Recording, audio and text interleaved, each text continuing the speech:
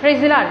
கர்த்தருடைய பரிசுத்த நாமத்தினாலே இங்கு கூடியிருக்கிற யாவரையும் இயேசுவின் நாமத்தினாலே நான் வாழ்த்தி வரவேற்கிறேன். இந்த நாளில் கூட சில காரியங்களை நம்ம வேதத்தின் மூலியமாய் பார்ப்போம். இந்த உலகத்தில் பார்த்தீங்கன்னா தேடல் உள்ளவங்க அநேகம் பேர் இருக்கிறாங்க. ஒவ்வொருத்தருக்கும் ஒவ்வொரு தேடல் இருக்குது இல்லையா? இப்போ ஒரு வாலிப பிள்ளைங்க என்ன தேடுவாங்க? நான் ஒரு நல்ல காலேஜாக படிக்கணும், அது படித்து முடித்தவங்க எனக்கு ஒரு நல்ல ஒரு வேலை கிடைக்கணும். அது ஒரு திருமணம் ஆகிற நிலையில் இருக்கிறவங்களுடைய தேடல் என்னென்னா எனக்கு ஒரு நல்ல வாழ்க்கையாக அமையணும் அப்படின்ற தேடல். இப்போ தேடல்லையே இப்படிப்பட்ட ஒரு தேடல் இருக்குது. அடுத்தது பார்த்திங்கன்னா அதுவே பார்த்திங்கன்னா எந்த வேலையுமே சும்மா இருக்கிறவங்க என்ன பண்ணுவாங்கன்னா ஃபோனில் வச்சுட்டு தேடிட்டு இருப்பாங்க. அவங்க என்ன தேடுவாங்கன்னே தெரியாது. அவங்களுடைய தேடலெல்லாம் ரீல்ஸ்லேயும் ஷார்ட்ஸ்லேயும் இருக்கும். அப்போது இப்படிப்பட்ட தேடல்கள் அதிகமாக இருக்குது. அதுவே பார்த்திங்கன்னா இந்த சர்ச்சுக்கு போகிறவங்களுடைய தேடல்லாம் என்னென்னு பார்த்தீங்கன்னா ஒரு ஆசீர்வாதமான ஒரு வார்த்தை, செழிப்பான ஒரு வார்த்தை வரும்போது அதை தான் தேடுவாங்க. இந்த பாவம் செய்யாத, நீ இந்த தவறு செய்யாத அப்படின்னு சொல்லும் பொழுது அவங்களுடைய தேடல் அது இல்லை. எனக்கு ஆசீர்வாதமான வசனம் கிடைக்கணும், என்னுடைய சூழலுக்கு ஏற்ற மாதிரி ஒரு வார்த்தை அமையணும்னு சொல்லிட்டு அவங்களுடைய தேடல் அப்படி இருக்கும். அதுவே ஆவிக்குரியவருடைய தேடல் என்ன அப்படின்னு பார்த்தீங்கன்னா, ஒரு மனுஷன், ஆவிக்குரிய மனுஷன் சில பாடுகள் போராட்டங்கள் வரும்பொழுது அவங்க சோர்ந்து போயிடுவாங்க, அவங்க உடஞ்சு போயிடுவாங்க. அவங்களுடைய இருதயம் ஜெபிக்கணும்னு தோணும், வேதம் வாசிக்கணும்னு தோணும்.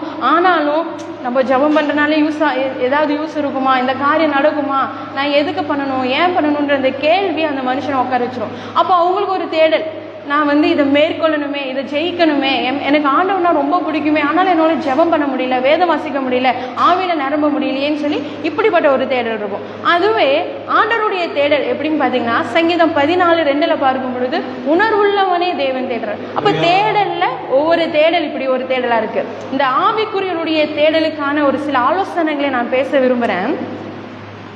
இந்த பூமியில் உறுதியான ஒரு 2 காரியத்தை நம்ம பார்க்க போகிறோம்.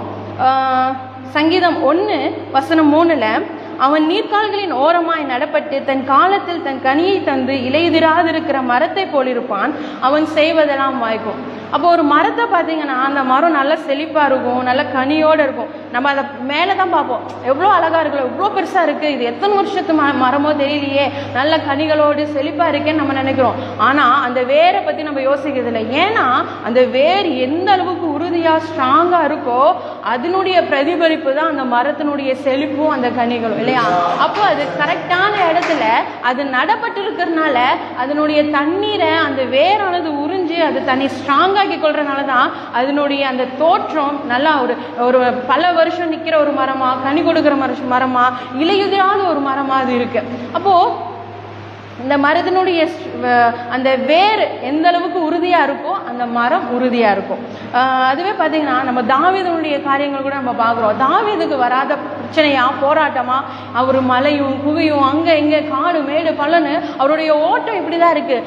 ஆனாலும் தாவீது எப்படி இருக்கிறான்னு பார்த்தீங்கன்னா அவருடைய ஆவிக்குரிய வாழ்வு எந்த அளவுக்கு ஸ்ட்ராங்காக இருக்குதோ அதை நம்ம பார்க்குறோம். அவருடைய அந்த ஒரு உறுதி தான் அவரை எங்கே உட்கார வச்சுது அப்படின்னா சிங்காசனத்தில் உட்கார வச்சுது. அவர் இடையிலேயே சோர்ந்து போய் அவர் விழுந்து போயிருந்தாருன்னா அவருக்கான அந்த லட்சியத்தில் போய் அவர் உட்கார்ந்துருக்க முடியாது. அப்போ இதில் அவருடைய ஆவிக்குரிய வாழ்வு இந்த நீர்க்கால்களின் ஓரமாக நடப்பட்ட மரம் எப்படி இருக்கோ அது போல தான் அந்த மரம் அந்த அவருடைய சமூகத்தில் நடப்பட்டு இருந்தனால தான் அவர் கொடுக்குற வார்த்தையாக இருக்கட்டும், அவருடைய பிரசனமாக இருக்கட்டும், ஆவியானவருடைய அபிஷேகம் காரியங்கள் அநேக காரியங்கள் அவர் ஈர்த்து கொண்டு இருக்கிறதுனால தான் அந்த வேர் அந்த ஆவிக்குரிய வாழ்வு ஸ்ட்ராங் ஆனனால தான் அதனுடைய பிரதிபலிப்பு ராஜாவானதுக்கு அப்புறம் நம்ம பார்க்குறோம். ஆண்டவருடைய பிள்ளைகளை தேவனுடைய பாதையில் அவர் வழி நடத்தினார்.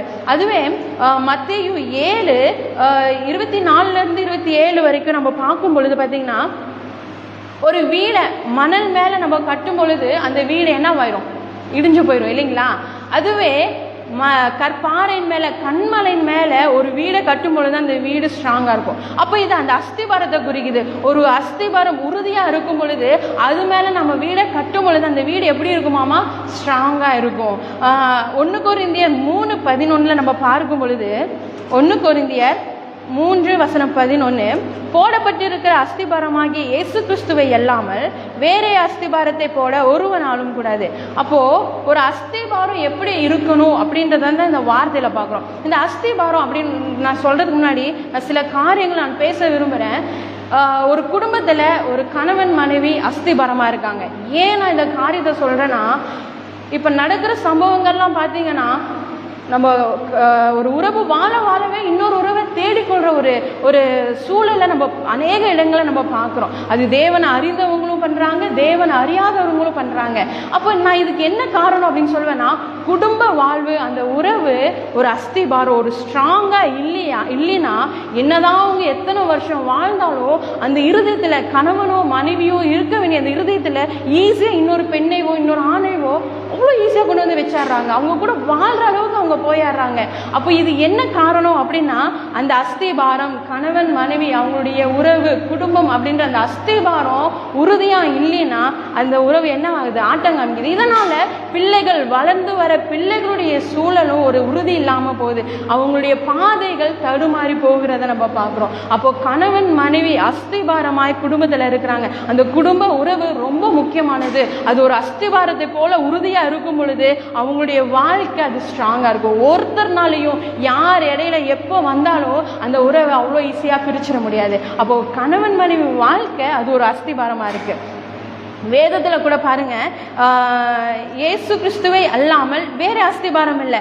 இயேசுனா வார்த்தை, கிறிஸ்து அப்படின்னா நம்ம யார்ட்டையாவது போய் கிறிஸ்துனா யாருங்க அப்படின்னு கேட்டால் உடனே யாருன்னு சொல்கிறாங்க பார்த்தீங்கன்னா, அவர் தாங்க இயேசு அப்படின்றாங்க. அப்போ கிறிஸ்துனா யாருன்னு தெரியாமல் அநேகர் இருக்கிறாங்க. இந்த கிறிஸ்து அப்படின்னு பார்க்கும் பொழுது அது ஆவியானவர் அபிஷேகத்தை குறிக்கிறதா இருக்கு. இந்த பூமியில் எப்படி ஒரு வீடை கட்டணுமோ அந்த அஸ்திபாரம் எந்த அளவுக்கு ஸ்ட்ராங்காக இருக்குதோ அந்த அளவுக்கு அந்த பில்டிங் ரொம்ப ஸ்ட்ராங்காக இருக்கும். அப்போ இந்த அஸ்திபாரம் நம்ம என்னென்ன மிக்சிங் பண்ணுறோம், ஜல்லியாக இருக்கட்டும், மணலாக இருக்கட்டும், சிமெண்ட்டு, இந்த மாதிரியெல்லாம் காரியங்கள்லாம் நம்ம செஞ்சு எல்லாம் மிக்ஸ் பண்ணி அந்த அஸ்திபாரத்தை அந்த பில்டிங் எந்த அளவுக்கு நம்ம ஹைட்டாக ஏற்றுறோமோ அந்த அளவுக்கு அதனுடைய அடி அந்த ஃபீட்டை அதிகம் பண்ணி அவங்க ஸ்ட்ராங் ஆக்குவாங்க.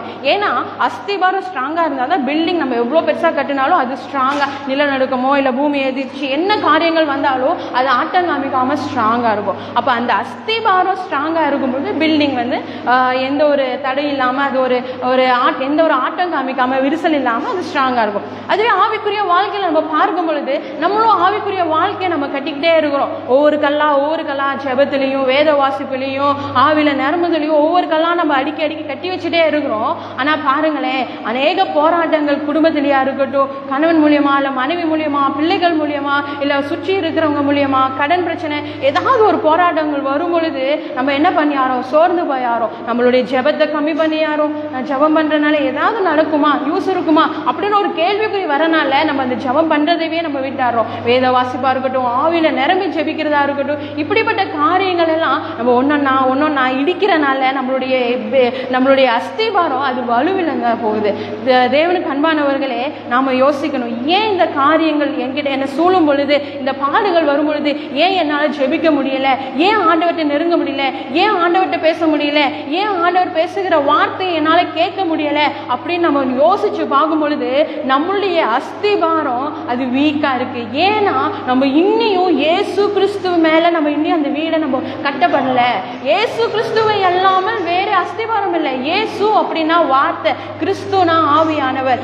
ஒரு விதையை நீங்க மண்ணுல போடும் பொழுது விதையை மட்டும் நீங்க போட்டுட்டு தண்ணி ஊத்தாம இருந்தீங்கன்னா அதுக்கான பலன் கிடையாது. அதுவே தண்ணி மட்டும் ஊத்திட்டு விதையை நீங்க போட்டாலும் ஒரு பலனும் இல்லை. ஒரு செடியை நம்ம வளர்த்தணும்னா கூட அதுக்கு தண்ணியும் விதையும் தேவைப்படுது இல்லைங்களா? அப்போ அது போலதான் நம்ம ஆவிக்குரிய வாழ்க்கையில் இந்த அஸ்திபாரம் இயேசு கிறிஸ்துன்ற அஸ்திபாரத்தின் மேலே நம்மளுடைய வீடு கட்டப்படும் பொழுது அது ஸ்ட்ராங்காக இருக்கும். என்ன பாடுகள் வந்தாலும், நம்ம தாவீதும் ஒரு பெரிய எக்ஸாம்பிள். அவர் எவ்வளோ பாடுகள் வந்த பொழுது கூட அதை அவர் மேற்கொண்டவர்களாய் ஒரு இடத்துல கூட ஆண்டவரை விட்டு அவர் பின்வாங்கி போல. அவருடைய அபிஷேகம் ஆண்டவருக்கு பின்னாடியே தான் ஓடிட்டு இருந்துச்சு. அவருடைய வேதனை குறித்து, பாடுகளை குறித்து அவர் ஒரு இடத்துலையும் அவர் சோர்ந்து போக கிடையாது. அவருடைய புலம்பல், கண்ணீர், கவலை, வேதனை, சந்தோஷம் எல்லாத்தையும் ஆண்டவருடைய சமூகத்துல தான் விட்டது பார்க்கணும். ஏன் அப்படின்னா அவருடைய அஸ்திவாரம் அந்த அளவுக்கு ஸ்ட்ராங்கா இருந்தது.